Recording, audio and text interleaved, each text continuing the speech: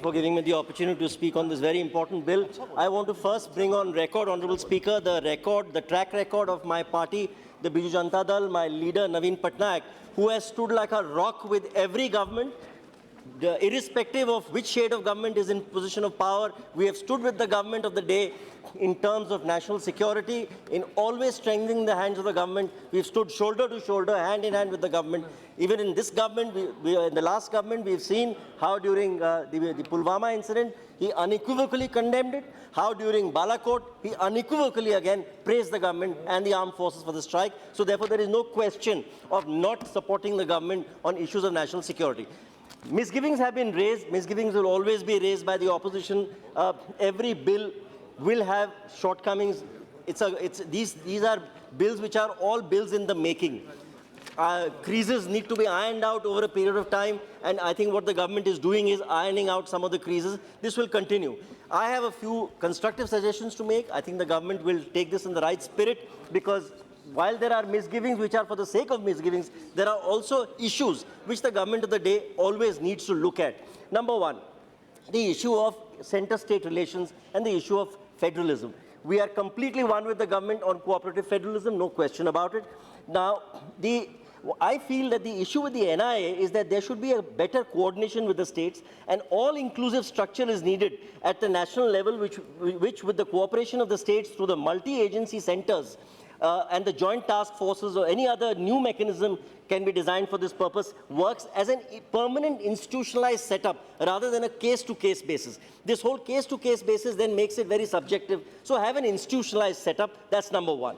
Number two, the scheduled offenses. There are many more scheduled offenses, I think, which should be included. The government has done a good job in making it as expansive as possible, but there are many more scheduled offenses: espionage, money laundering, drug trafficking, organized crime, hijacking, assassination attempts on the lives of major political leaders, crime relating to acquisition of radioactive and poisonous substances, bioterrorism, narco-terrorism. I believe all these should be included in the ambit, and many more. So these are very, very dangerous offenses in this time, in these very difficult times we live in. Government must think of this.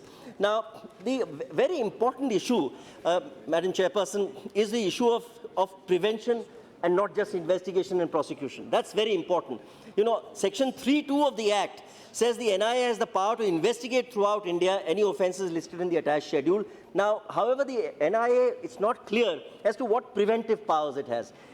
The House knows that after the 9/11, the US FBI, the Federal Bureau of Investigation, has now decided to completely encompass the preventive aspect first rather than just the prosecutorial aspect, and for that they collaborate with others on counterintelligence activities.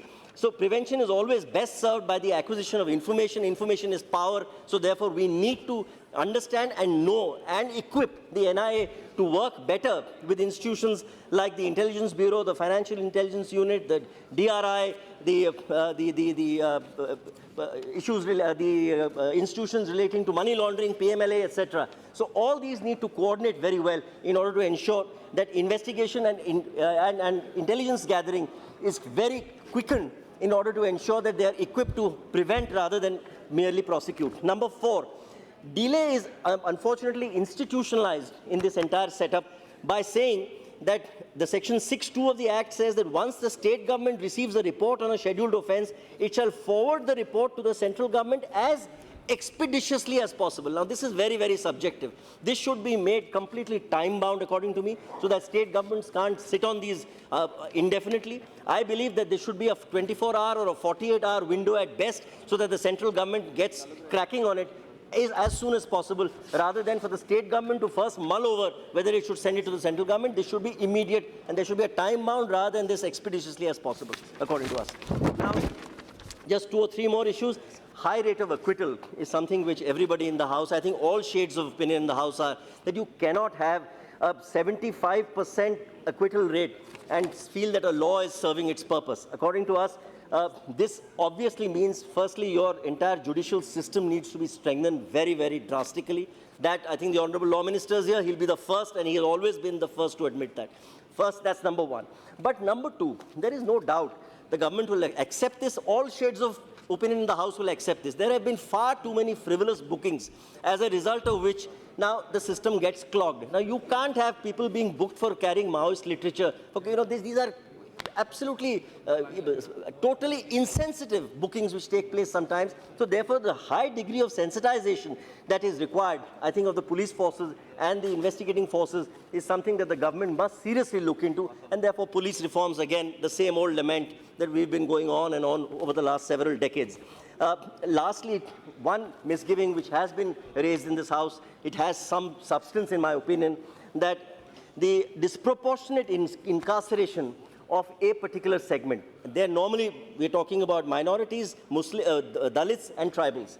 Now, there is no question that minorities, which is predominantly the Muslim community, Dalits and tribals, they constitute 53% of the prison population, while being only 39% of the population.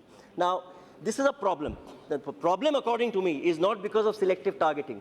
The problem really is because they are economically and socially underprivileged. That's the reason. Because otherwise, I have here the list of the court judgments which have really looked at the problem of mistrials or the problem of misprosecutions. There, mostly these are people of majority communities. Look at the names which come forward: Baba Saheb Chhongre, Anup Bhuiya, Indra Das. These are all Shrikant Prabhakaran, Arun Balan. These are all people of the majority community who have given the landmark cases on bad prosecution or mal prosecution. So therefore, it's not as if it's the minorities alone who are being targeted, but there is no doubt that in order to ensure that minorities do not continue to suffer, Dalits do not continue to suffer, that the tribals do not continue to suffer incarceration needlessly, we need to ensure that the prosecutorial system becomes more sensitive, and we also need to ensure that the judicial system needs to be more invigorated. Lastly, I believe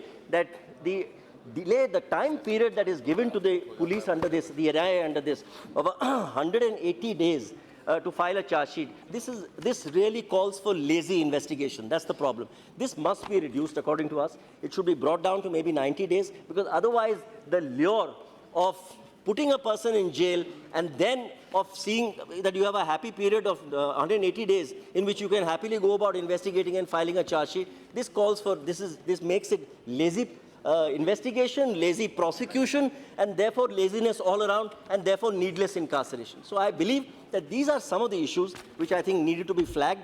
I think the Honorable Law Minister is not only an eminent senior advocate, he's also a very enlightened citizen. So therefore, he'll be the first to understand that many of these issues we flagged in the right spirit. The government is doing a splendid job, I think, and that's the reason they have got, in all fairness, the kind of majority they've got is because a large chunk of people in this country felt that this government is giving them more safety. Now, there's no question, I have to admit that on the floor of the House, that they feel that the government is giving them more security and safety than other governments have in the past, and as a result of which you yourself, Honorable Chairperson, kept saying that the 303 figure is really a significant benchmark because of that.